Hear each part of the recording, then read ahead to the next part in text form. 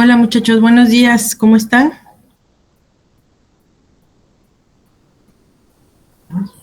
Buen día, profe. Hola, buenos días. Espero que estén todos bien muchachos y que pues este desaguisado de Olaf haya preparado todo en sus hogares. Ahora sí que nos tocó un poco fuerte, se le ocurrió cambiar de nivel cuando venía para acá. Entonces pues espero que todos estén bien. Y bueno pues hoy vamos a ver tipos de mercados. ¿Cómo se sintieron con el examen antes de que pase el tema? ¿Hay alguna duda? ¿Quieren comentar algo?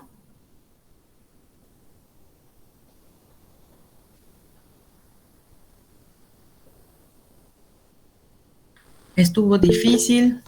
Adelante, Janet. Buenos días, maestra. Buenos días.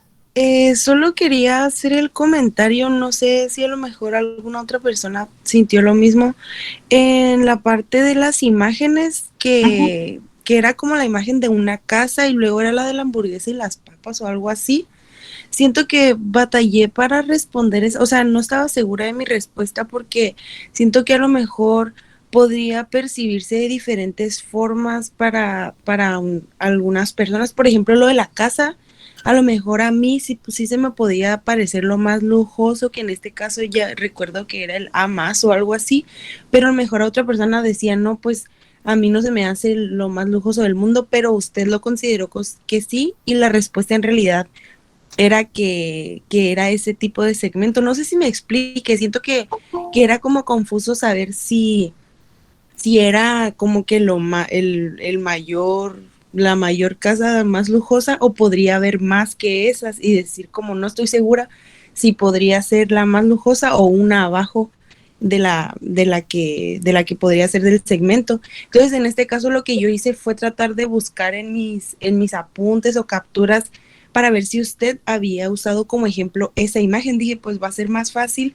si la maestra lo usó como imagen en el segmento, pues voy a estar segura. Pero no la encontré en las diapositivas ni nada, entonces estaba como indecisa si ponerle como el Salto. mayor exacto de segmento. Ok. Acuérdense que una guía, Janet, es los metros que tiene una casa, la parte también los metros de construcción y los materiales. Si se acuerdan cuando vimos esa parte de la parte socioeconómica, un factor muy relevante era estos dos que estoy comentando y, por ejemplo, todo lo que implica el mantenimiento, ¿no? Es una casa de 3 pisos, tenía un jardín demasiado amplio para que pudiese ser de otro nivel socioeconómico. Sí, en efecto, esta no la puse en las láminas porque lo que yo quería que ustedes destacaran o analizaran era más bien los metros de extensión que tiene como parte de su jardín, aunque fue una foto frontal. eh, tres pisos en una casa es muy difícil en México. Generalmente lo hacemos de 2 pisos aproximadamente, muy amplias, pero de 2 pisos. Ya 3 pisos para nosotros es eh, mucho en cuanto a la cuestión de construcción. En ese sentido se respaldó la imagen. Sí tenía elementos para poder indicar que obedecía al A+, ¿no? No sé si me doy a entender.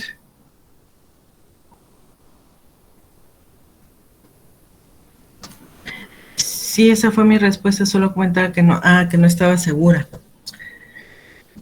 Sí, acuérdense que aquí no se ve en esta foto, pero contamos lo que tiene de servicios, iluminación, el, el espacio que se tiene. Ahí se ven 2 automóviles un poco velados.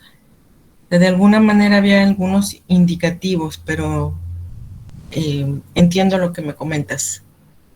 ¿Qué otra parte se les pareció o creen que se pudieron haber atorado?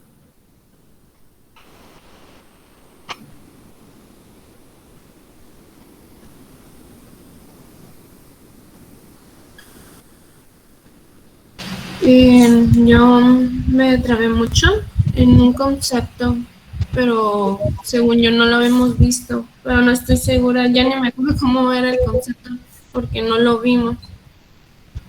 Que no vimos el concepto. Ajá, pues decía que pues, tuve que investigarlo al final, pero no está segura. Ah, sí, lo que dice Janet, crowdfunding. Yo no me acuerdo haberlo visto ni apuntado por ahí. Entonces tuve que buscar qué era. Lo comentamos, no lo vimos como concepto así dentro de la lámina. Fue algo que yo comenté cuando hablábamos de cuestiones de finanzas, tablas de amortización, y que el crowdfunding realmente es una aportación que se hace de manera generalizada. Y en algún momento lo comenté, no recuerdo en qué clase fue, pero en las clases que vimos antes de esto, lo comenté como elemento de emprendimiento con aportaciones de varias personas. Ese era el concepto, ¿no?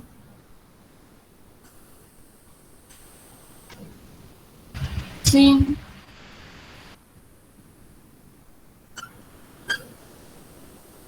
Profe, dentro regresando a lo de la imagen de la casa, entonces la respuesta correcta era A+. Sí, A+. Aquí nada más estaban las opciones AB, C+, D+, y C. Ahí era AB. No puse la A+, pero correspondía al AB. Las opciones que ustedes tenían era AB. O podían poner otra. Si ustedes pusieron A+, era válida. Ay.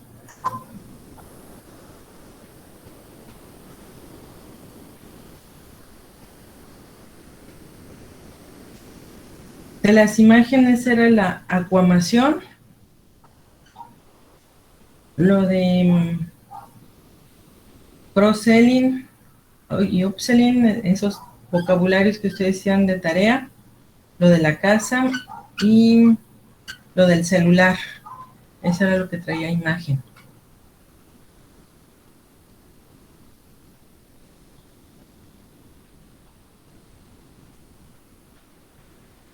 A ver, dice Andrés, yo puse plus en la parte de otro, pero te la marcó mal.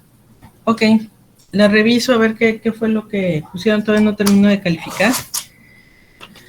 A ver, Andrés Manuel, déjenme apuntarlo.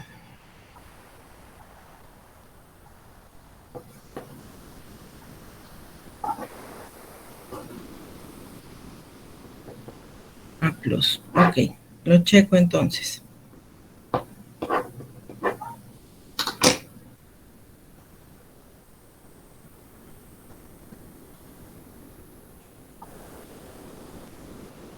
Bueno, pues en general a todos creo que les fue bastante bien. Pero voy a checar estos datos que me están comentando. De sondeo también me marcó mal la respuesta y la que aparecía correcta yo la tengo como investigación de mercados. A ver.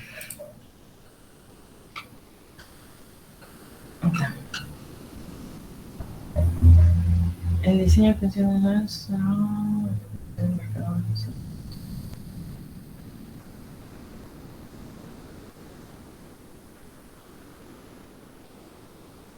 Ok. La voy a checar, Daniela. A ver qué pusiste. Daniela Fernanda. Nieblas. Acuérdense que el sondeo nos sirve como el preámbulo para hacer nuestra investigación de mercados. Pero está bien, la voy a checar. A ver qué pusieron. Bueno, Vamos a ver ahora el tema, muchachos, de los tipos de mercados. Este tema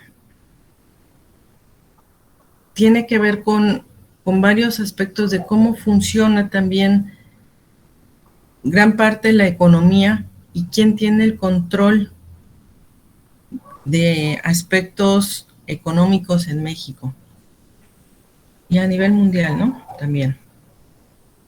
Bueno, ¿habían escuchado de estos términos antes que siga?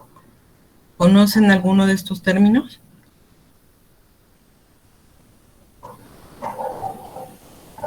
A mí yo lo que más he escuchado es el de monopolio, que según yo es como cuando una empresa o un sector está a cargo de un sector comercial y él viene siendo como el único, como por ejemplo antes lo era Pemex aquí en la parte de gasolineras y todo en México, y ya pues ahorita entraron más empresas, pero antes era como el único. Ok, bien, estuvo muy bien eso. Fíjense bien, aquí en el monopolio, cuando hablamos de monos, es en griego es único, y polei, que es vender. Entonces, es el único que vende. Entonces, tenemos aquí un productor con varios compradores. Esto significa que en nuestro mercado, como bien puso en su momento Pemex o Telmex también, tienen el control del mercado porque no hay quien les haga competencia. Aquí tenemos a los dueños de estas empresas y son 8 mexicanos que realmente controlan gran parte del comercio en México. Tenemos a Carlos Slim, Eugenio Garza, Roberto Hernández, Ricardo Salinas. Ah, sí, gracias Rebe por decirme.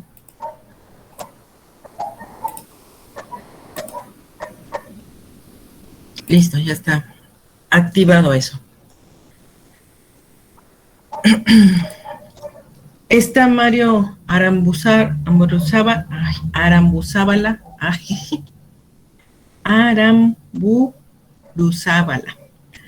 y Emilio Azcárraga. Están diversificados las empresas y las líneas que trabajan. Tenemos desde la banca, alimentos, construcción, comunicación, consumo y de otro tipo, como son los equipos de fútbol, por ejemplo, o bebidas alcohólicas que entran como en el mercado o un giro negro, el que le dicen giro negro.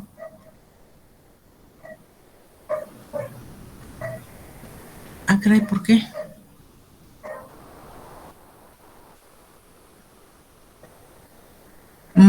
Andrés, me está indicando aquí el sistema que te saca. Ay, no sé si ya lo sacó. Andrés, ¿andas por ahí? Ah, sí. ¿Entraste con la cuenta de la WAPS?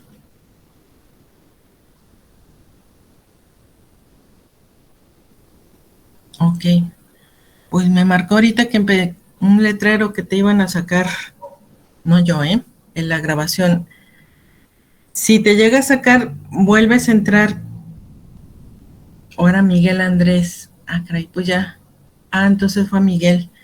Quizá. Es que a veces cuando comienza a grabar, saca a alguien, algo así, porque también le pasa a la maestra de Derecho, también le saca a una persona. No sé por qué hace eso. Sí, profe, ahorita me sacó a mí. Ah, No sé si hoy. fue mi internet o fue eso. Fíjate que no sé, pero nunca me había salido, es la primera vez que me sale un letrero de que va a sacar a alguien, a menos de que no hayan entrado con la cuenta de la WAPS, pero la verdad nunca me había pasado, ¿eh? No soy yo, lo siento, Miguel.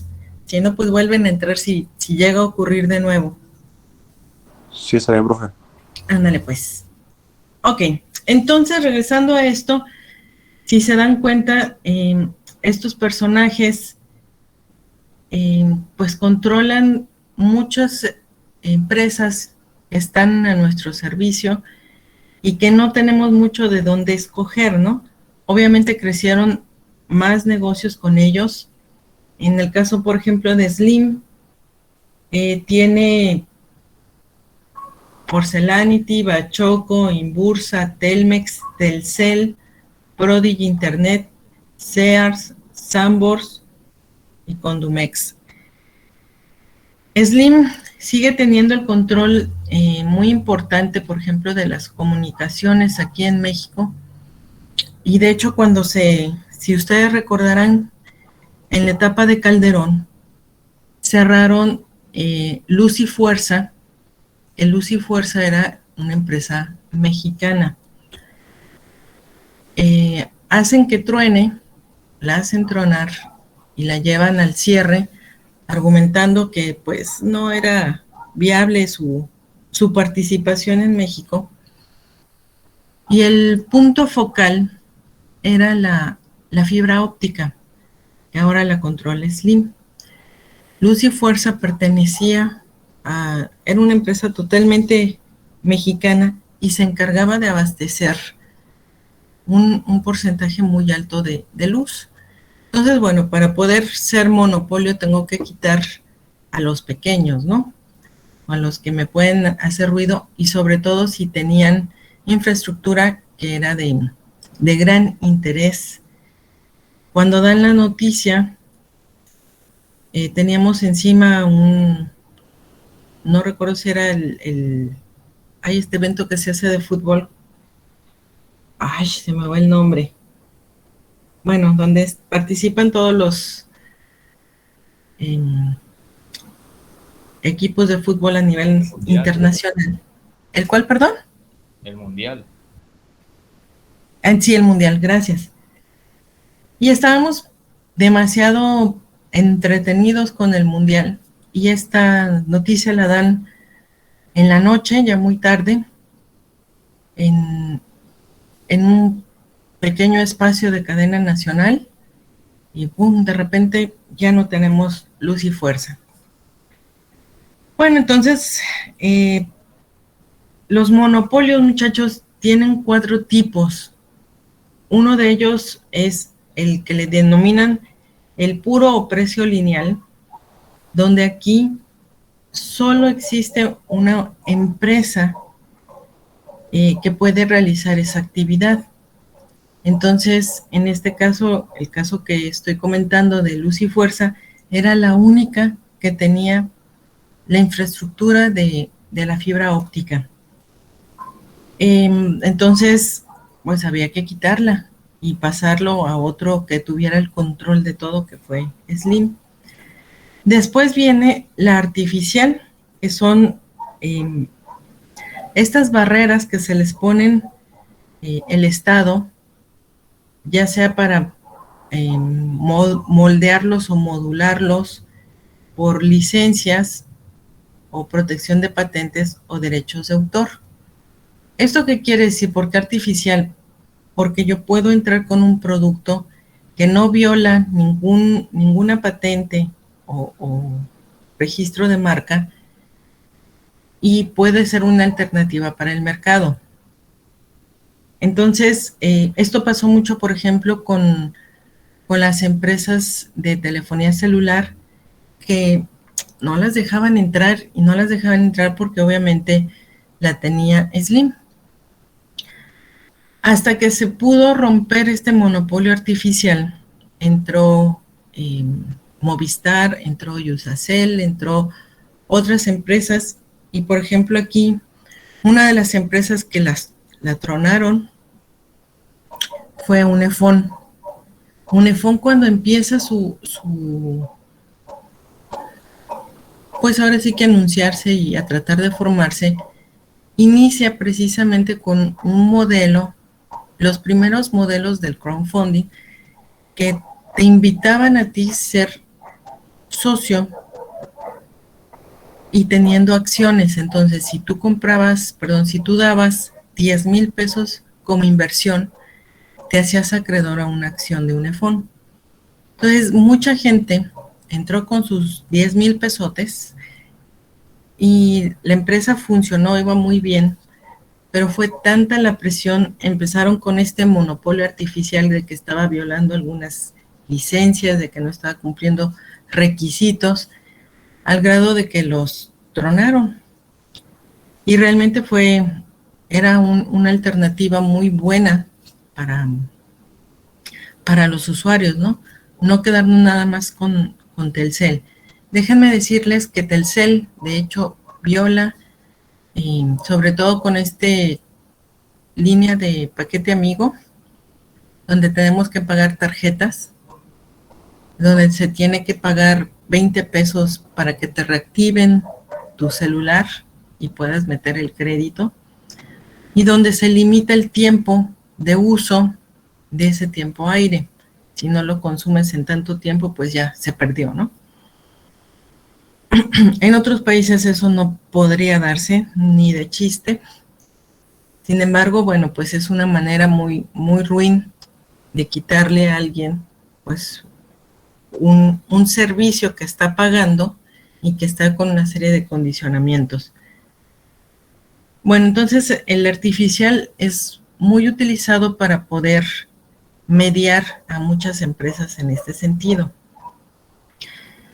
En el natural, la empresa puede producir toda una producción que necesita un mercado con un coste menor que si hubiera varias empresas compitiendo. Esto también se hace con algunos productos, sobre todo. Por ejemplo, cuando se hace el monopolio del azúcar, no sé si les ha pasado que de repente el azúcar se dispara y me cuesta 3 veces más de lo que lo encontramos en un precio constante en el mercado. Lo que hacen es que el productor principal de México en el azúcar hace un juego de mercado que es guardo o resguardo la producción del azúcar, empiezo a manejar la información que hay una escasez de azúcar y bajan el precio para mandarlo fuera del país. Entonces ahí se genera una demanda del público que siempre está constante en la compra del azúcar a nivel nacional, y esto les permite subir el precio cuando ellos consideren adecuado, ¿no? Entonces están haciendo ahí un juego de precios al final de que el usuario tenga que comprar 3 o 4 veces más el producto y afuera cuesta 10 veces menos que lo compramos aquí en México. Al jugar con esto, obviamente la gente, al tener sin darles ese producto, van a estar dispuestos a pagarlo porque lo necesitan. Muchas industrias necesitan, por ejemplo, el azúcar, el área restaurantera, los hoteles, en fin, hay varias líneas que su consumo de azúcar es muy alto y después, bueno, al final los que compramos como consumidores mínimos, los de ámbito residencial, pues nos pega, ¿no? Entonces, esos juegos que vemos de repente que el aguacate o que el jitomate, es porque el monopolio juega con esos productos, hacen que crezca una demanda, quitan oferta del mercado y entonces a base de la escasez puedo y hacen ese juego de precios, ¿no?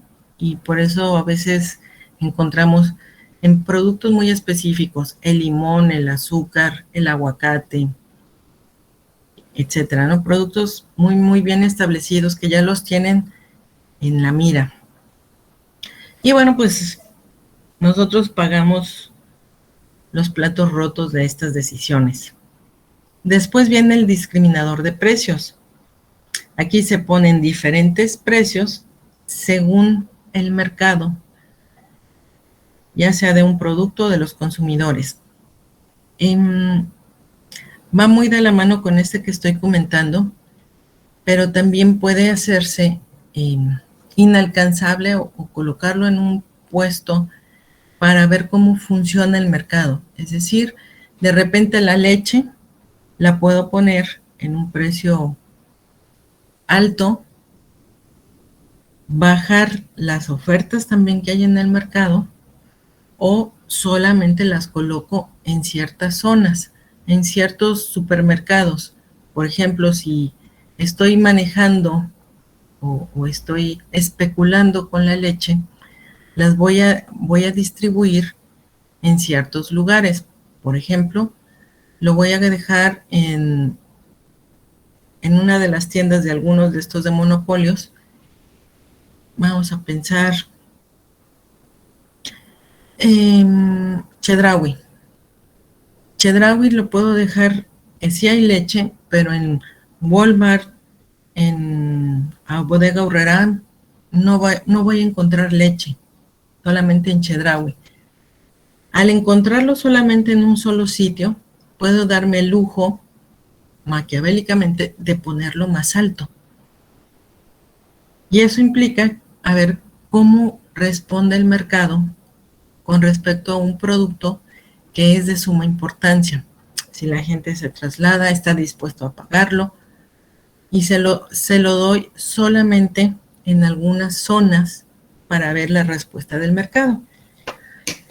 Y bueno, pues así es como funciona el monopolio. Tiene 4 líneas y de esta forma está jugando. ¿Qué otra empresa consideran que es monopolio? De las que no vimos acá.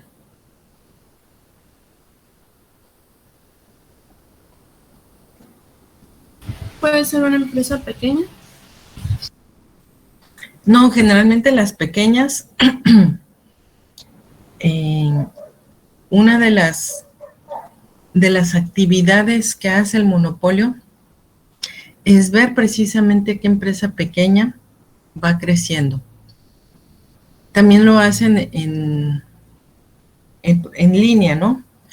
Cuando empezaron de moda los blogs, no sé si ustedes se acordarán, mucha gente tenía sus blogs y empezó a tener, así como ahora tenemos influencers y youtubers, pues había gente que tenía una habilidad para escribir y mantener sus blogs y tenían muchos seguidores. Entonces, ¿qué es lo que hacía Microsoft? Las empresas grandes les compraban su blog y lo seguían haciendo ellos, lo seguían manteniendo. Entonces, al mantener ellos el blog, les limitaban que crecieran estas personas porque su blog era muy bueno. Lo mismo pasó cuando creció Yahoo, al final lo tuvieron que vender. WhatsApp creció precisamente con la idea de tener algo gratuito. El dueño, esa era su intención, que hubiera un medio de comunicación que no tuviéramos que estar pagando como Telcel. No sé si se acuerdan que antes había paquetes y si tenías para 100 mensajes o 150, te iban evaluando cómo era tu comportamiento y te ofrecían los paquetes. Ahora lo siguen haciendo, pero ya no tienen esos paquetes. Entonces, cuando ven que ya está siendo peligroso y que les puede tocar pues puntos importantes en sus ganancias, es cuando te abordan y te dicen que te lo compran y es muy jugosa la propuesta económica. Sigue habiendo gente que mantiene páginas o también en internet, de Facebook o Twitter, lo que haya, van buscando, te están analizando, porque acuérdense que ahora estamos con una comunicación por medio de algoritmos y esos algoritmos se van destacando y van arrojando datos importantes, ¿no? Otra empresa que es un monopolio es Bimbo. Vamos a ver el caso también de Bimbo después de esto. Después viene el oligopolio. Oligo, que son pocos, y polio, vendedor. Aquí tenemos pocos quienes venden algún producto, pero tenemos un mercado que va a comprar. Tenemos aquí el caso del oligopolio, que son en el campo de la banca, que nada más tenemos Visa y Mastercard. O es una o es otra. Los bancos están con uno o con otro. Por ejemplo, Visa tiene en Bursa, Mastercard tiene a Santander, pero no puede tener un banco las dos. O estás con azul o estás con el verde. Y ellos controlan todo lo que es el pago electrónico que manejamos en el mercado. Lo mismo pasa con Televisa y Azteca. Están divididos. Cuando se hizo la reforma de los medios, no sé si se acordarán, ¿con qué presidente se hizo la reforma de los medios, muchachos?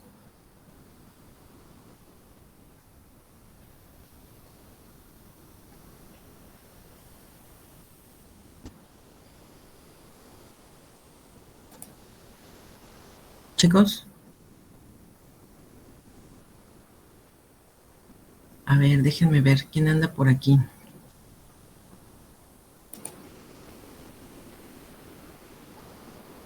Brian, a ver, Brian, abre tu micrófono.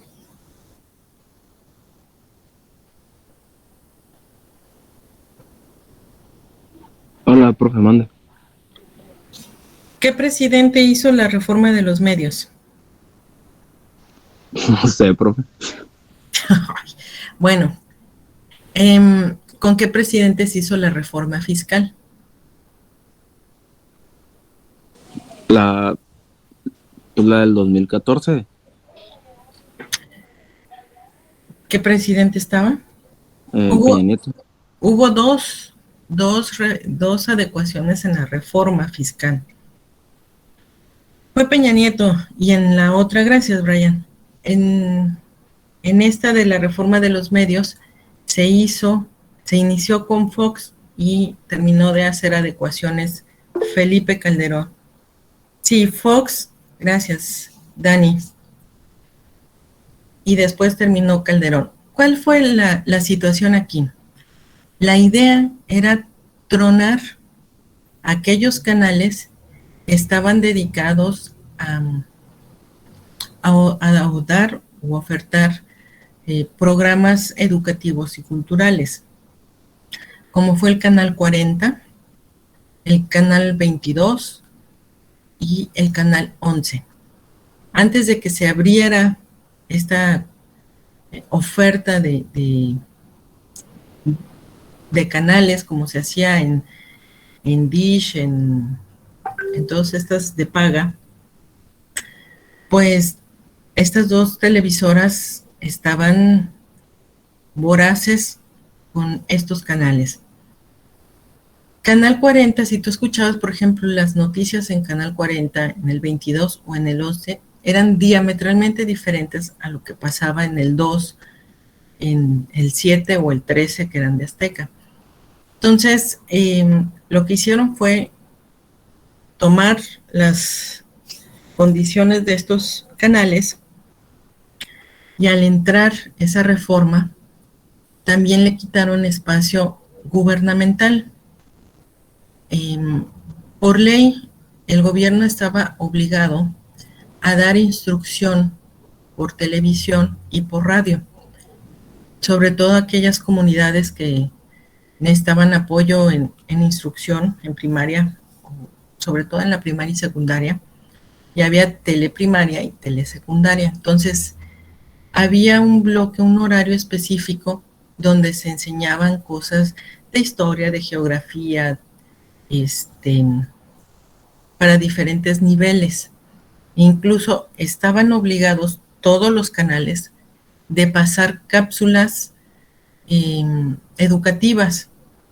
Entonces, por ejemplo, en el 5, Canal 5, pasaban antes cápsulas animadas, utilizaron el personaje de Cantinflas, y era el Cantinflas Show, y te enseñaba, por ejemplo, algo acerca de la Mona Lisa, ¿no? Y te lo hacía muy ameno, muy adecuado para los niños, pero eran muy cortos, pero eran muy atractivos, ¿no? Entonces, pasaban también, déjenme enseñarles uno.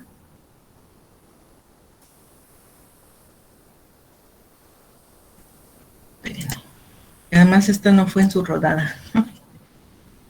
Ya fue en la mía. Espanto, ya estamos hablando de muchos años de diferencia. Ahí está.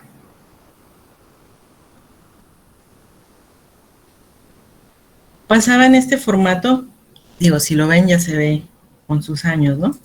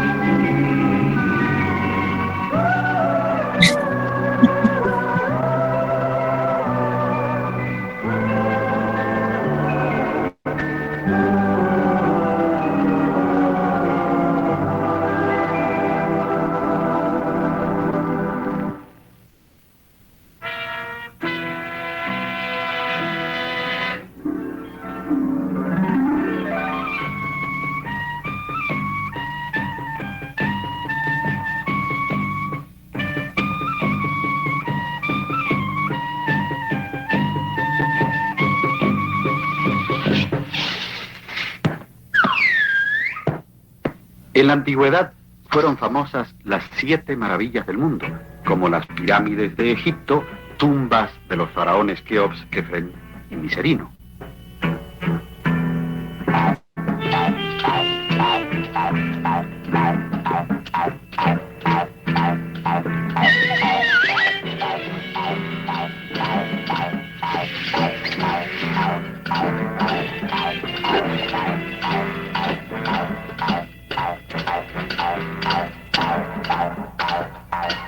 Que descansen en paz y pórtense bien, que ningún trabajo les cuesta.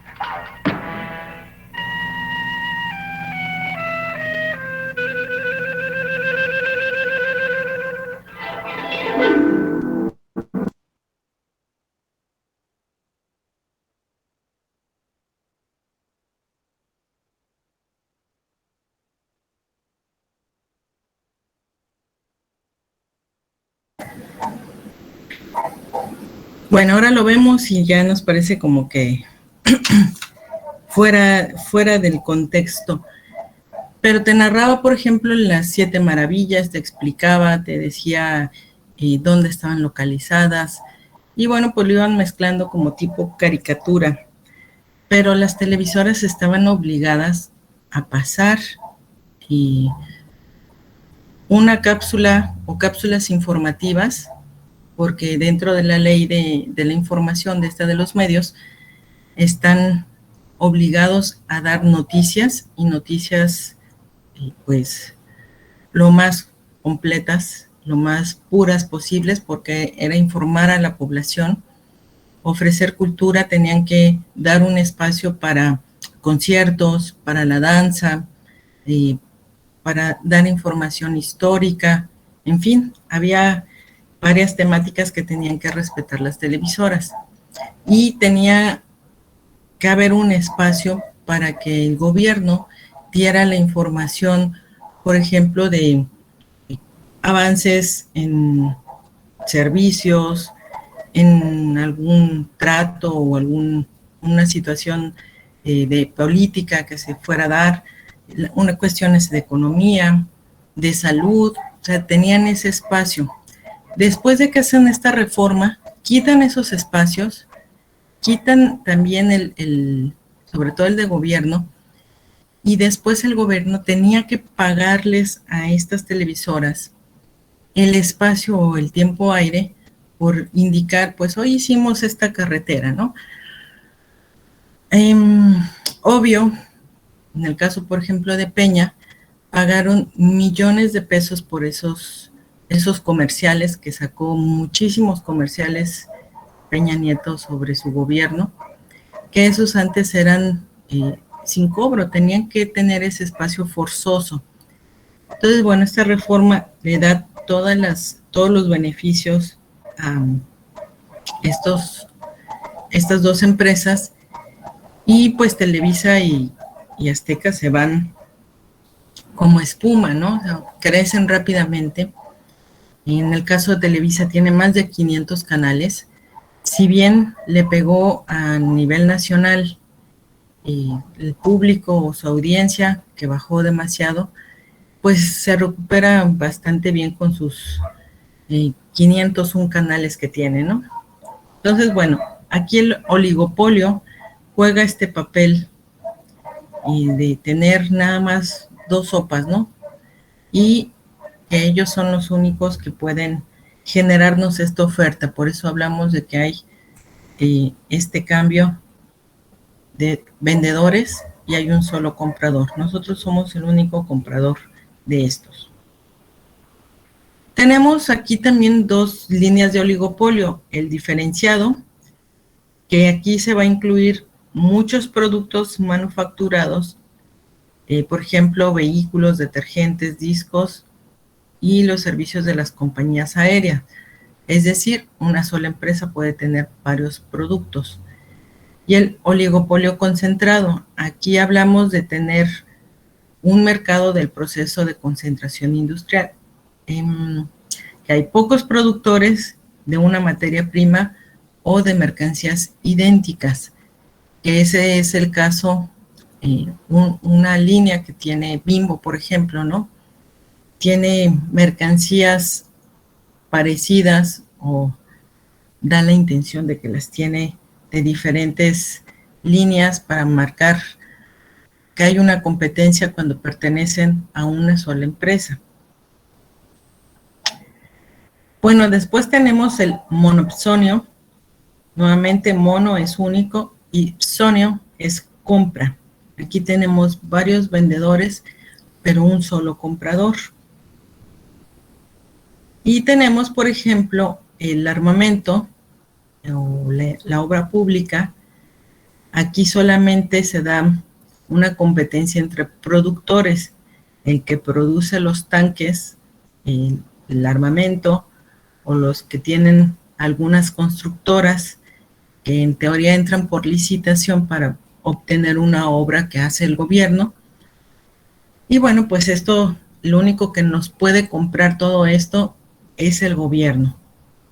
En el caso de Estados Unidos, cuando fue lo de las Torres Gemelas, se da por un problema muy grande que tenía Estados Unidos, entre otros, y para ese momento era la gran cantidad de inventario que tenía como de armamento. Entonces, parte de su plan de las Torres Gemelas era dar un motivo a que la gente tuviera, me hablo de que solamente los gobiernos pueden comprar el armamento, pues darles un motivo de tener que prepararse, porque como ellos fueron invadidos, pues podría ser cualquier otro país.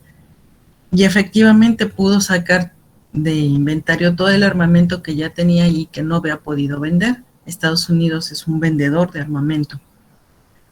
Y bueno, pues las constructoras, caso en la etapa de Peña, hubo constructores como IGA que solamente le vendían al gobierno y eran los que ganaban siempre las licitaciones, entre comillas, ¿no? Ganar, entre comillas, porque hacían obras con toda la infraestructura y el equipo que tenía esa constructora, que permitía hacer obras a gran escala, ¿no? Entonces, pues esto es el monopsonio. Y por último tenemos el oligopsonio. Nuevamente oligos, que es poco, Ipsonio, que es compra.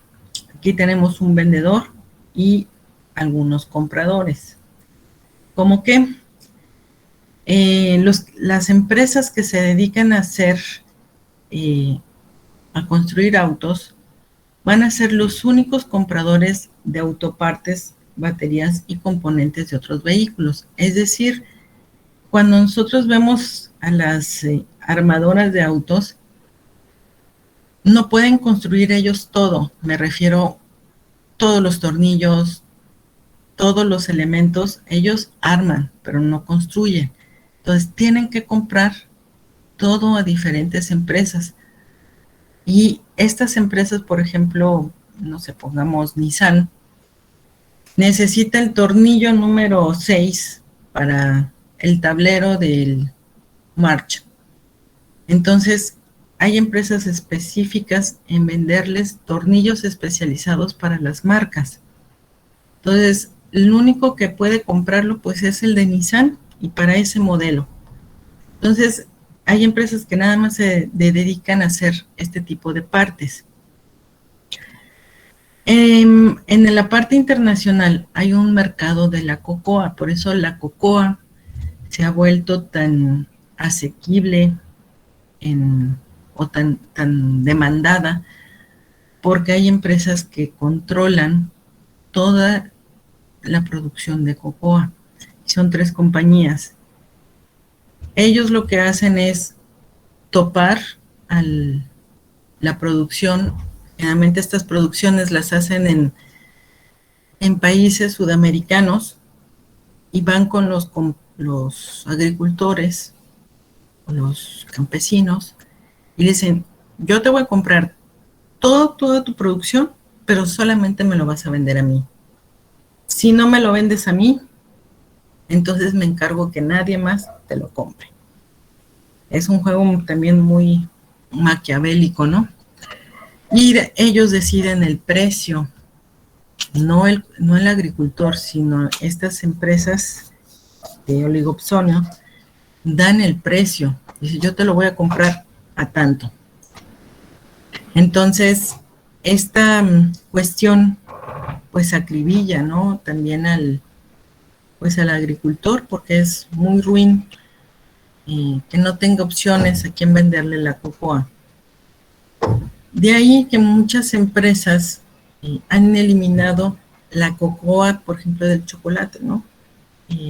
También vamos a ver unos casos donde pasa esto, que tienen que poner manteca de cocoa, un sustituto de la cocoa pura. Por lo tanto, el precio es menor. Chocolates como el cremino no tiene cocoa, tiene manteca de cocoa. Si han probado ese chocolate, tiene mucha grasa. Lo comes y se te queda grasiento los dedos porque es manteca de cocoa. Precisamente por eso que estoy comentando, ¿no? Ya no es posible para muchas empresas pagar, porque la cocoa es un costo muy alto, no lo pueden pagar para hacer su producción. Y la otra, que estas empresas, al tener topado ese mercado, pues colocan precios muy altos y no todos pueden pagarlos. Ok, ¿aquí alguna duda, muchachos?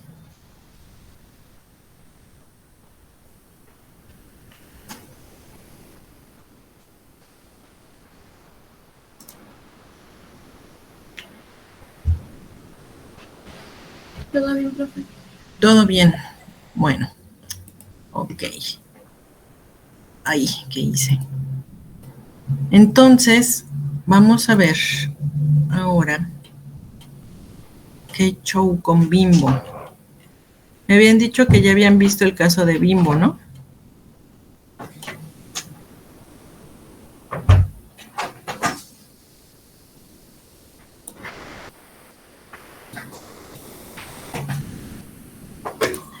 Espérenme un momentito, ¿eh?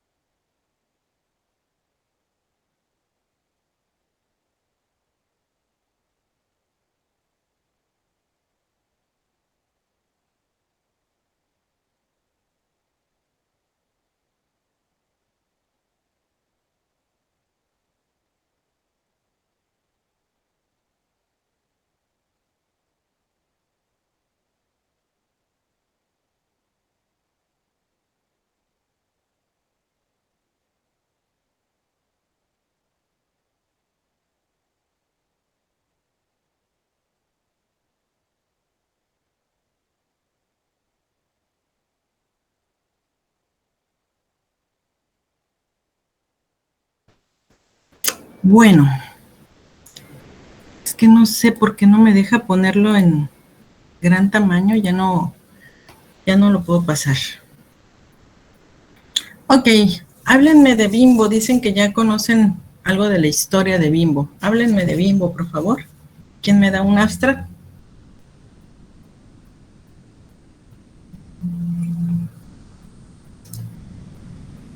Adelante, Dani.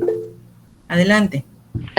Pues Bimbo es una empresa que se fundó bueno, empezó siendo una panadería que fue abierta por unos inmigrantes que venían de España, pero pues el señor enfermó y falleció, entonces ahora sí que pues el hijo a los 16 años creo se puso a trabajar en ello y pues de ahí le dio, y él era una persona como muy visionaria y bueno, su producto principal fue el pan de caja, porque aquí en México en ese entonces no lo vendían, nada más en Estados Unidos, y el que traían y pues lo que había en México pues era exportado de nuestro país vecino, entonces pues él lo que quería era como meter ese producto en su panadería y empezó a investigar y hacer pruebas de cómo podía hacerlo para que el pan durara pues una semana en la casa de las señoras, de las amas de casa, y se dio cuenta que con bolsas de unicel, me parece, bueno, no, ¿cómo? Celofán, con esas ya funcionaba, y pues de ahí le empezó a dar y luego empezó a meter más productos y así. Entonces algo muy curioso que me llamó mucho la atención fue que innovaba mucho, no se quedó nada más con un producto, siempre metió más y metió más, y como sabemos pues Bimbo ahorita tiene una gran variedad de productos, incluso vas a la tienda y pues un montón de cosas viene de ahí, de este grupo. Entonces, y luego algo que me llamó mucho también la atención es que es la segunda panificadora más importante y grande que hay en China. O sea, y es mexicana, y ahí llegó en un rango muy corto de años, o sea, muy rápido creció en China. Y algo que tiene es que compra así como por ejemplo alguien abre una empresa pequeña y como que va creciendo, entonces Bimbo la compra y ya ahí tiene otro, ¿cómo se puede decir? Bueno, sí me voy a entender, ¿no? Entonces cuando llegó a China, él lo que hizo fue comprar una panadería que ya había ahí y la hizo Bimbo y empezó a crecer y pues, ¿qué más? Pues sí, creo que es como lo más importante que puedo decir. Ok, Dani, muchísimas gracias. Sí, aunque la historia como me la estás contando o la estás compartiendo, suena como que Bimbo es una empresa muy visionaria, y visionaria dando ahora sí que beneficios o pensando en su consumidor.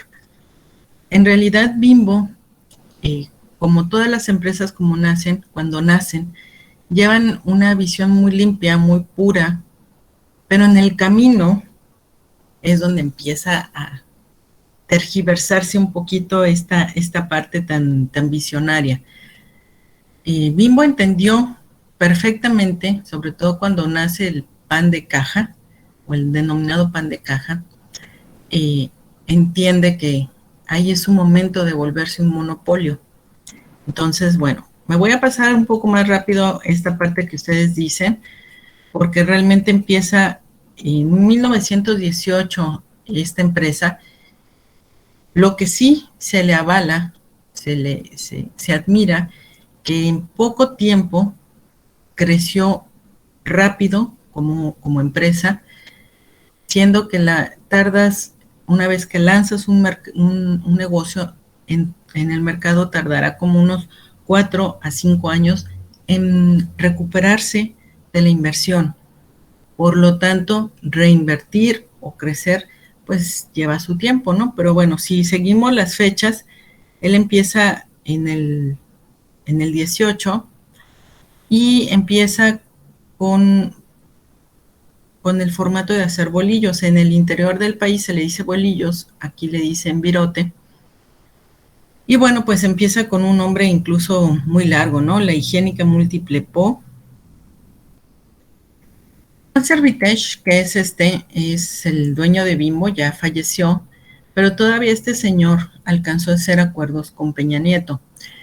En los sexenios, muchachos, siempre, a excepción de este nuevo gobierno que está, siempre los empresarios se acercaban pues a las élites políticas con la intención de que los dejara trabajar, con una aportación bastante atractiva, ¿no?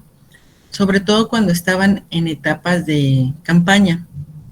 Una campaña política es carísima, es tiempo aire.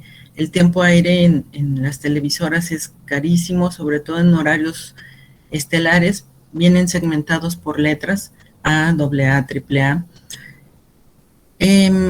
Las veces que aparecen, la extensión de ese comercial, etcétera, ¿no? Entonces, hacen los acuerdos para que también no me molestes con las NOM, no me molestes con reglamentaciones, o sea, me dejas trabajar. Y también con respecto a la cuestión laboral. De ahí que al no hacer presión el gobierno, pues se dio esto del outsourcing, se dio que se cambiaran también algunas cuestiones dentro de la reforma laboral. Bueno, entonces este hombre alcanza a hacer, antes de su muerte, alcanza a hacer negociaciones con Peña Nieto para que los dejen trabajar. Para 1940 ya crecieron como el molino. Creció esta empresa, le cambian el nombre y aquí es donde empiezan a vislumbrar pues el hacer de manera industrial el pan de caja o de molde, que era muy atrevido en el sentido de que culturalmente nosotros consumíamos el pan e incluso había, se defendía mucho esa costumbre de ir al pan a las 8, ¿no? Casi todo el mundo iba a las panaderías de su zona a comprar el pan porque se estilaba que en México lo único que merendabas era un pan dulce. Y las tortas era para tu lunch o para llevar o para el cine o para una salida de campo. Entonces, pese la parte de los fundadores y viene después la parte del nombre. ¿Qué nombre le vamos a poner? Para el 43, 1943, tenían estas opciones: Pan Rex, Pan NS, Nutritivo, Sabroso, Económico, Sabrosoy, Pan Lirio, Pan Nieve, Pan Azteca. Ninguno tenía ese punch para decir, este es el bueno, ¿no?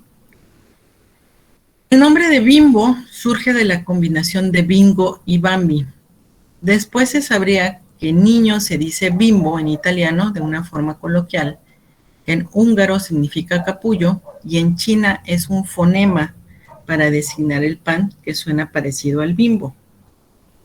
En realidad, la búsqueda de los nombres para realizar una marca tiene que ser muy corto, no tiene que ser largo y tiene que ser muy pegajoso, ¿no? Si se percatan aquí en la elección del nombre, andaban buscando por otras fronteras, finalmente se quedan con Bimbo e inicia como Bimbo en el 45 con 34 trabajadores en la Ciudad de México. Estamos hablando que su fortaleza empieza después de la Segunda Guerra Mundial o concluyendo la Segunda Guerra Mundial. Y este es el primer logotipo con el que se registra y se registra la marca Superpan Bimbo. Ese es el nombre y ya en años posteriores sale este logo. ¿Cuáles son los errores que ven en este logo? ¿Los colores? Todavía era muy aceptado que fuera blanco y negro, que no tuviera abundancia de color, pero el personaje tiene varios errores. ¿Cuáles son?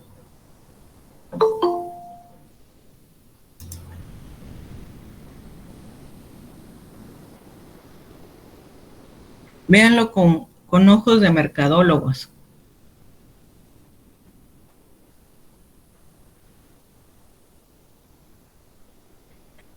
Que no se centra tanto en el producto, el dibujo, más que nada en el oso, ¿no? En la forma del oso, Sí. que en el pan.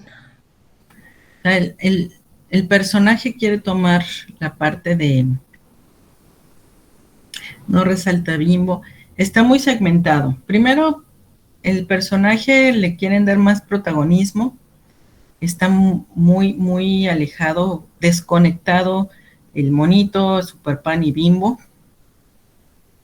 Parece un público infantil. Para mí no resalta tanto el nombre. Ok. Fíjense bien. Primero, en México no tenemos osos polares. Segundo, estamos hablando del 43 al 45 que estaban creando este monito y trae un delantal. En teoría es un oso, no una osa. Para esa época el machismo en México estaba muy bien implantado, entonces era muy difícil que se aceptara un oso con un mandil y el producto principal lo trae bajo la axila, totalmente antihigiénico, ¿no? Trae un gorro de chef. Para esa época el chef no era una cuestión relevante, no se conocía o no tenía tanto peso un chef. Había cocineros y había muy buenos cocineros, pero no el concepto de chef. Entonces había 4 puntos importantes que trabajar en ese logo. Pero bueno, sin embargo, salió así. Después se preguntan de dónde sale el osito. Pues estas intervenciones de los familiares siempre hacen cosas que impactan en las marcas. Y la esposa del señor Corva es quien le da el gorro, le pone el delantal y pone el pan bajo el brazo. Todo fue en un sentido de feeling, ¿no? Yo siento, yo creo que si le ponemos, le añadimos. Y bueno, pues eso hicieron con el pobre oso. Le pusieron todos estos elementos o estos agregados. Bueno, para el 45 entonces ya empiezan a trabajar un logo diferente. Evoluciona el logo. Ya en el 70 tratan de involucrar al osito. En el 90 ya le dan más protagonismo. En el 2000 el oso ya juega un poco más de color. Y ya en el 2003 tienen un juego más relevante, más sutil con el logo. Bueno, al comienzo sí elaboran 4 tipos de pan: súper grande, chico, negro y tostado. Y actualmente tienen más de 5,000 productos y cuentan con más de 100 marcas de prestigio. ¿Por qué? Porque dominan al mercado, ¿no?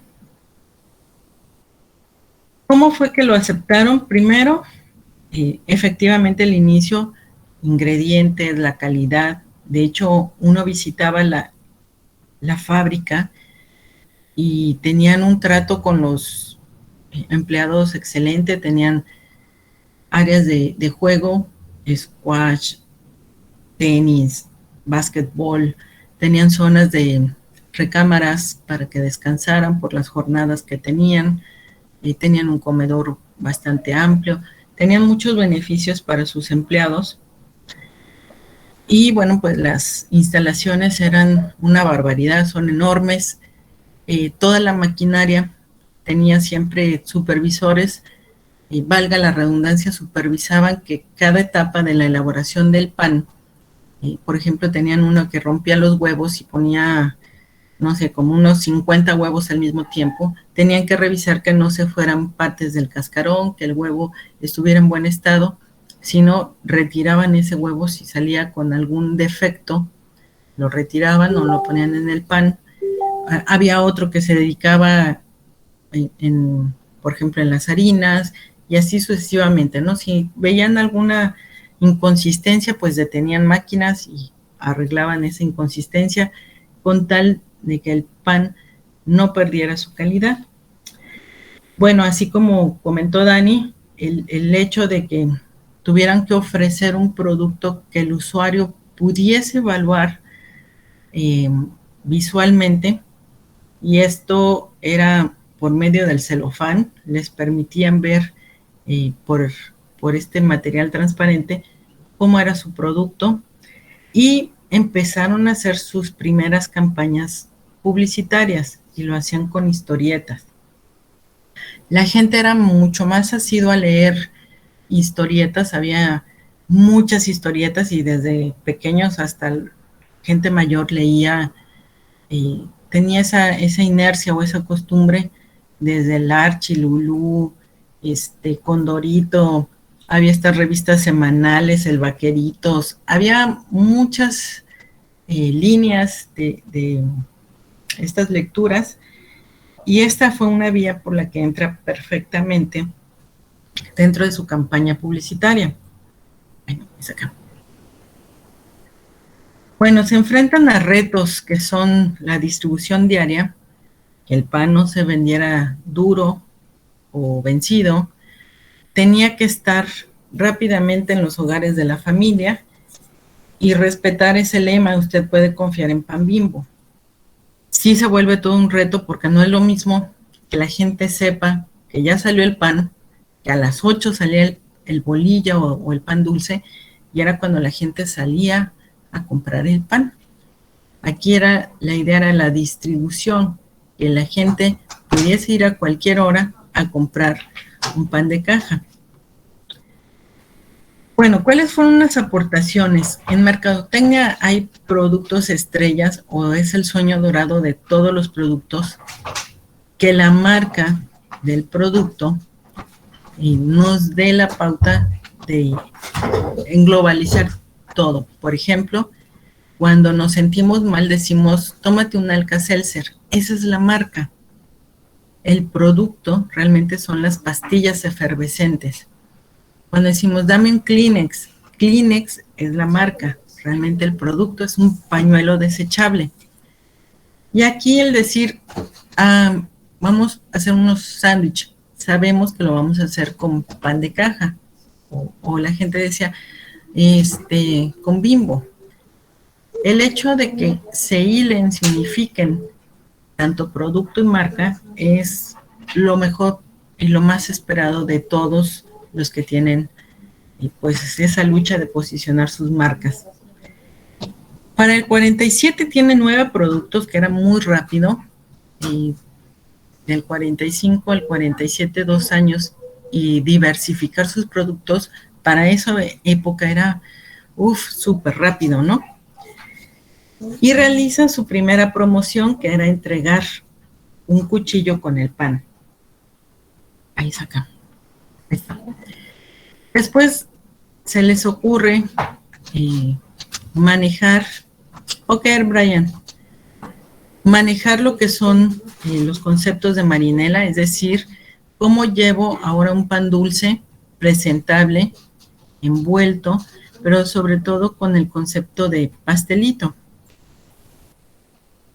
Entonces crean Marinela pensando en dar pues un producto bueno, balanceado, sobre todo respetando la tradición de la pastelería europea.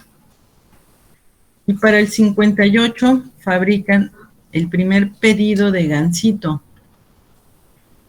Inicia realmente con un ganso, como lo ven en la publicación de la derecha. Ya después se fue deformando a un pato, pero realmente empezaron con el concepto de un gansito porque era mucho más tierno, se apegaba más a lo que querían hacer. Y bueno, pues y sigue siendo su producto estrella. Aquí es donde empieza el show de la competencia. Y hablan que del 63 al 78 abren 8 fábricas, que nuevamente es una cosa brutal, increíble con respecto al crecimiento de una empresa. Como no tenían competencia, pues la apertura de mercados es mucho más fácil. Sin embargo, en el 64 y mucho antes le estaban dando seguimiento a esta empresa Zombie, Zombie se caracterizaba en México que era una empresa que te vendía muchos productos de línea blanca excelentes, o sea, eran durables, te duraban años esta marca. Y en ese lapso lanzan este hornito, el que ven ahí como cupcake o como panqué, para que la gente hiciera sus pastelitos en casa, ¿no? Y eso no le gustó a Bimbo. Lo que hizo fue comprar la empresa, dejarla vivir con ese nombre y que la gente pensara que sí era una empresa aparte y que estaba haciendo su lucha en el mercado cuando realmente pertenecía a Bimbo. Y esa estrategia le empezó a servir muchísimo porque entonces cuando las empresas de este tipo tienen, se le llaman el paraguas de las marcas, es decir, dentro de ese paraguas de la marca ancla, que es Bimbo, pueden estar hiladas varias marcas sin tener que nombrarlas Bimbo Pastelería o Bimbo Panes de caja. Los dejan vivir con esas marcas y eso les permite ver la competencia y hacer mediciones y saber qué es lo que está prefiriendo el público. Con estas marcas que están dentro de ese paraguas, permite también hacer pruebas sin sacrificar o poner en riesgo la marca ancla. Entonces, esto le funcionó muchísimo a Bimbo para poder hacer pues este nivel de competencia. Ok, ¿hasta aquí alguna duda, muchachos?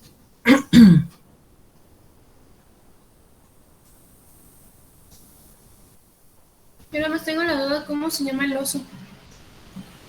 ¿Cómo se llama el oso? No le pusieron nombre al oso. O sea, lo dejaron vivir como osito, nada más, porque la gente lo reconocía como el osito Bimbo. Pero el oso como tal no tenía nombre. El oso realmente nace porque le gustó a la señora, a una persona que no tenía nada que ver con el medio publicitario o estaba involucrada en el producto. Simplemente le gustó. No estaba tan fuerte todavía la búsqueda de los elementos para un logo, ni el concepto como tal sólido de lo que era un logo. Hasta tiempo después se percatan que el oso vino a fungir como el imagotipo o isotipo, que el logotipo es el texto y en conjunto es un logo. Pero eso lo supieron después, ahora sí que fue un acercamiento empírico y esa actividad empírica con adecuaciones que le fueron haciendo, pues les funcionó. Pero realmente fue así como el clásico chicle y pega, ¿no? Y pegó. Pero el oso como tal no tiene un nombre. Siempre se le denominó el osito Bimbo, ¿no? Y nosotros en México tenemos esa tendencia de poner diminutivos. Osito, salsita, calzoncito, pero no le decimos oso porque es para nosotros como muy fuerte, muy rudo. Entonces, por eso se le quedó en diminutivo osito, para marcar la ternurita, ¿no? Pero bueno, así es como funcionó y a la fecha les llevó a tener pues buenos resultados. Bueno, pues vamos a dejarle aquí, muchachos. Los voy a ver el jueves. Cuídense mucho, que estén muy bien. Nos vemos.